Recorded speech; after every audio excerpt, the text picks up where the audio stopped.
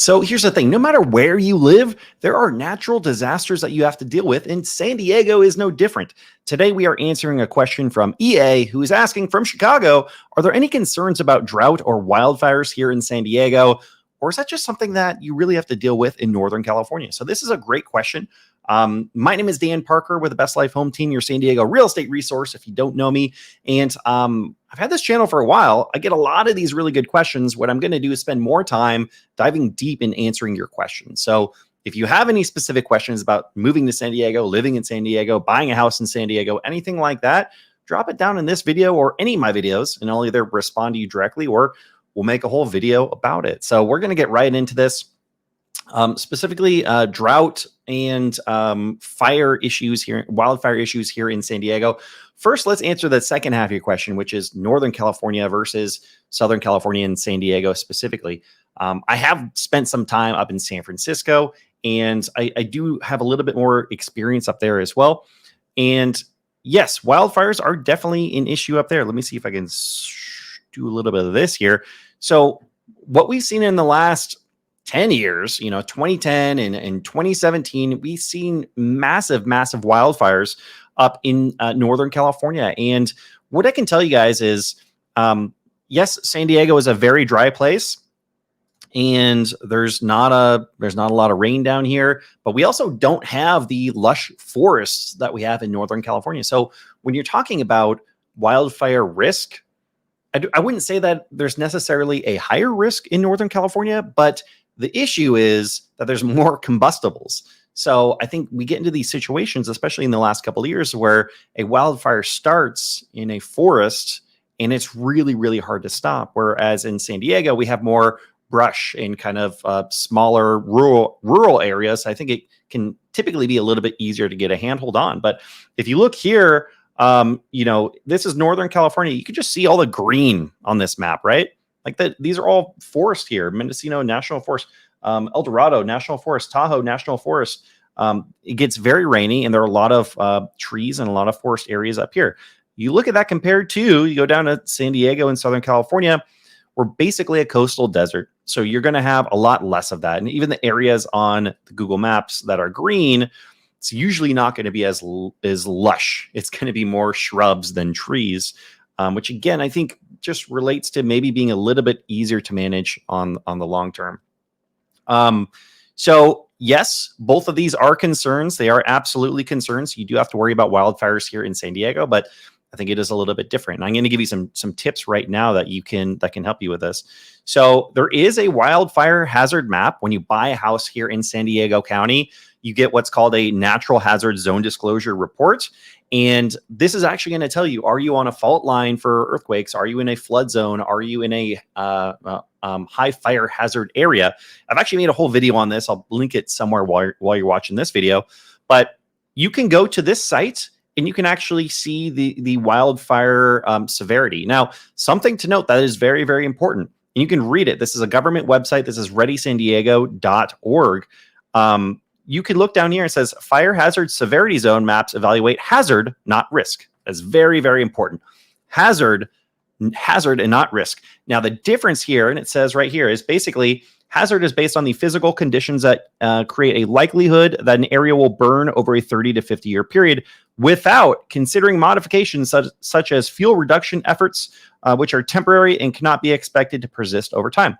So it's saying right here, the risk is actually the potential damage that a fire could do to the area under existing conditions. So when we're looking at the hazard versus the risk, what this is saying is over the long term, they're determining this area is a high fire hazard area. But the reality is a lot of areas in San Diego have done a lot of mitigation that is not going to show up or correlate directly with these maps. So again, it helps to, if there is a fire, keep it more under control, and which is really important. The other thing that I can show you here as well is this is kind of my hack. When you're starting out and looking in San Diego, just go to Google Maps and start to look at what's green and what's not green. The areas that are mostly gray are the more suburban areas, and they're generally not going to be as big of a risk. But once you start to get rural, you start to get east, you start to get north, A lot of these areas don't have as many homes, and it's a lot more brush. It's a lot more risk of wildfires. So this is a good place to start. If you really want to avoid wildfires, stick with the suburbs or the metro areas that don't have as much, greenery going on. The other thing about this that you really need to keep in mind is not only do you have to have the risk of an actual fire to your house and everything that is associated with that, but also it can be quite expensive to get a house insured if you are located in a high fire hazard severity zone, which there are a decent amount of them here in San Diego, especially up in San Marcos, some parts of Carlsbad, out in Poway, Valley Center. There are pockets that you're going to have to worry about this. And what that means is that premium for your homeowner's insurance might go up from $1,500 a year to $3,000 or $6,000 or $8,000, depending on exactly where you're located and how rural it is, because fewer and fewer insurance providers are allowing coverage for these issues. So definitely something worth keeping in mind, not only the actual hazard and or risk of a wildfire to your home, to your person, but also the extra expense that it's going to cost you every single year. So that is the main thing that you need to know about wildfires. Drought, yes, of course. Drought can be an issue here. You can go to drought.gov and get some more information on San Diego specifically, and they kind of have like their own risk factors and where they're placing us right now. We did actually get a lot of rain, 2 weeks ago, like a crazy amount of rain that helped to fill up some of the lakes. But the reality is San Diego is kind of on the end of the line, right?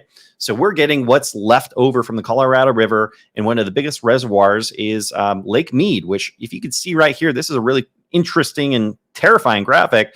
This is Lake Mead in 2022 versus 2000.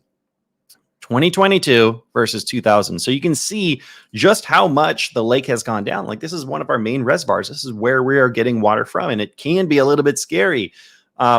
But we are starting to do some things that are mitigating against that. So for one, we have some alternative solutions. We have a desalination plant here in Oceanside, and that provides water to 10% of San Diego County.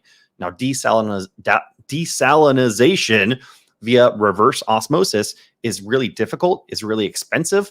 There are a lot of issues associated with it. You're wasting 3 gallons of water for every 1 gallon of pure water you're getting from that salt water.